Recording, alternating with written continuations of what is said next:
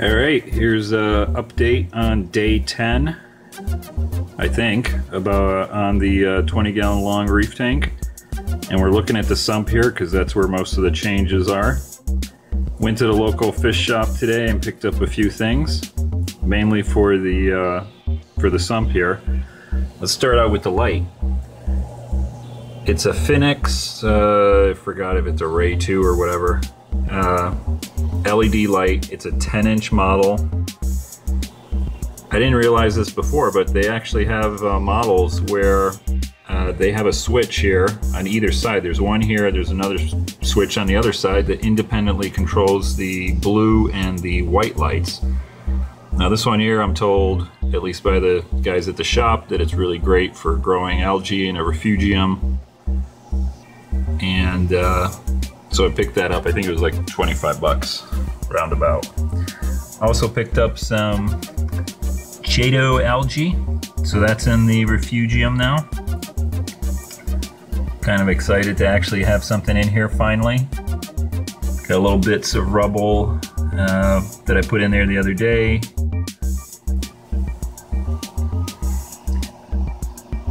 So I'm excited about having something in the refugium finally, something growing other than just a tank full of water. So another change that I got up in the main tank. Remember the damsel I had in here the other day? It croaked. Now, it didn't croak because my parameters were off or I put them in too early in the cycle or anything like that, because I do test. I test almost like at least once a day, if not twice a day. Got my test kit right there. My ammonia spiked up around day 4. My nitrite spiked up like a day or two after that. So that's like day 5, 6. And then they've been pretty much zero since then. So it's now day 10 or really 11 or something like that. But I'm going to call it day 10. I got my little diatom bloom. Let me see if I can see some of it here still. There you go. Little spots there. That's dead matter that's in the live sand, you know, because it's got a bunch of stuff in there. It kind of dies off. You start getting these little diatom blooms. And that's an indication also that your cycle is towards the end or at the end. Now, very mild here. I had another tank where I had big, huge blobs of the stuff.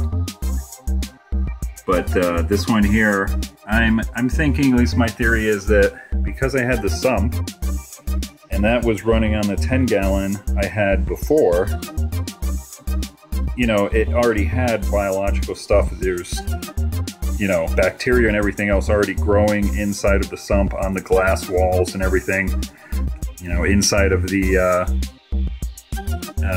skimmer. So I already kind of had a whole biological setup already here and basically just attached the main tank to it. And then threw in a whole bunch of other biological stuff by throwing in the live sand and, you know, one live rock. These were in my tool shed here. I put those in there so that there was nothing in there on these rocks when I put them in. So very mild cycle as I thought I would have. And again, I'll keep testing to make sure before I put my shrimp and my clownfish in. I'll probably wait another week or so. But then again, I might get impatient. And if my parameters stay nice and low, or actually 0 for ammonia and nitrite, then I'll go ahead and move them in. But play it safe with those guys. I don't want to mess around with my my favorite clown shrimp, or clown and shrimp. These guys are doing good. Green star polyps. Actually, I never realized what they were called, but there's 2 varieties on here. There's the branching one here, green star polyp. The only thing I've seen them called is like branching green star polyp. These guys here do not branch. They grow all over the rocks and they're a little bit different colored. Still very bright. I saw the whole bunch of them at the fish shop this morning, and they were calling them emerald green star polyps. So just FYI if you're looking for some of those. So also you can see I've got crabs in here. They're cruising around. toss those in. I got a couple of them from the 10-gallon that I threw in here the other day, and then I got a handful of them, 5 or 6 of them from the shop this morning. So they're going about eating up Diatom, little mini cleanup crew here. A couple of snails too I also transferred from the other tank. And I also bought a couple of these snails. I forgot what the heck they're called.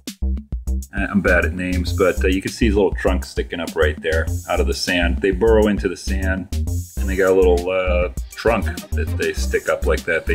As soon as they get some food or something, they learn that the food's coming, and they jump up out of the sand. I think I got 3 of them, and the other 2 when I put into the tank, they actually dropped onto the top of the rock here. I think they're making their way down someplace around the backside. So that's the update for day 10 on the 20-gallon. Looking good. The cleanup crew is doing their thing.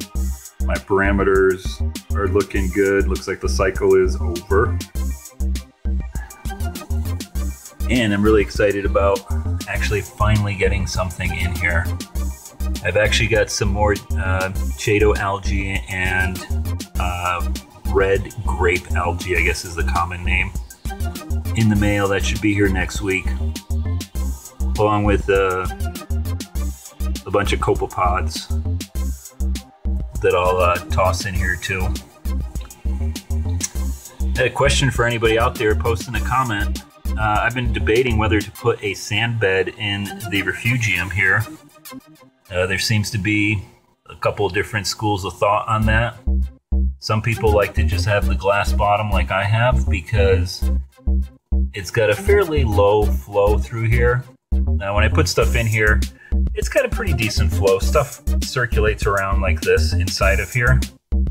And but it does act sort of like a settling tank. So you can see I got a little bit of sand in there right now and debris and stuff from when I put the live sand in the main tank, and all the stuff was filtering through here, and it kind of settled down here. So that's just basically sand and really, really fine bits of it.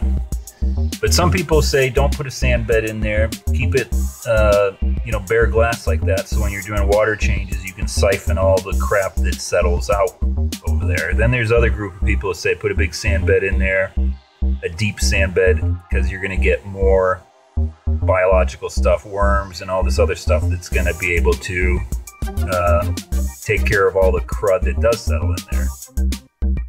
So be interested to see what other people have done, what your thoughts are on that. Post it in the comments in the video. So that's day 10. Till next time.